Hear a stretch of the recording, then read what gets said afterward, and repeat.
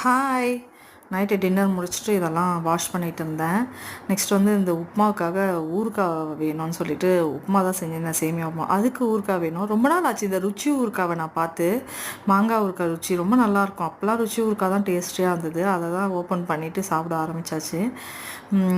ஊறுகாய் வச்சு உப்புமா எத்தனை பேர் சாப்பிடுவீங்கன்னு சொல்லுங்கள். எனக்கெலாம் ரொம்ப பிடிக்கும். எங்கள் வீட்டில் எல்லாருமே சாப்பிடுவோம். இப்போல்லாம் சமீபத்தில் பார்த்திங்கன்னா, சமீபமாலாம் இல்லை, யாராவது வந்து நம்மக்கிட்ட ஏதாவது ஒரு வியாதியை பற்றியோ எதை பற்றியோ பேசினாங்கன்னா வச்சுக்கோங்களேன், நமக்கு ஒரு பயம் வந்துடுது.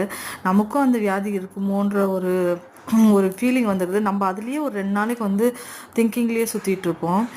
யாராவது ஏதாவது இந்த வியாதியை பற்றி பேசினாவே அங்கேருந்து தூரம் ஓடிடலாமான்ற ஒரு ஃபீல் தான் வருது. இதை நீங்கள் எத்தனை பேர் உணர்ந்துருப்பீங்கன்னு சொல்லுங்கள். பட் எனக்கு மோஸ்ட்லி நிறைய தடவை அப்படி ஆகும். இந்த பெருசாக இந்த பெரிய வியாதியை பற்றிலாம், இந்த கேன்சர் இதெல்லாம் பற்றி பேசினாங்கன்னா எனக்கு கொஞ்சம் பயமாகவே இருக்கும். ஐயோப்பா, இதை பற்றி கேட்டால் நம்மளும் அதுவே இருப்போமேன்னு சொல்லிட்டு. நீங்களும் அந்த மாதிரி ஃபீல் பண்ணுவீங்களா? உங்களுக்கும் அந்த மாதிரி தோணுமான்னு சொல்லி கமெண்ட் பண்ணுங்கள். அந்த மாதிரி பேசுகிறவங்க கிட்டேருந்து கொஞ்சம் தூரம் போயிட்டோம்னா கொஞ்சம் நம்ம ரிலாக்ஸாக இருப்போமோன்னு ஒரு எண்ணம் வரும் எனக்கு அடிக்கடி. இதை பற்றி நீங்கள் என்ன நினைக்கிறீங்கன்னு சொல்லி கமெண்ட் பண்ணுங்கள்.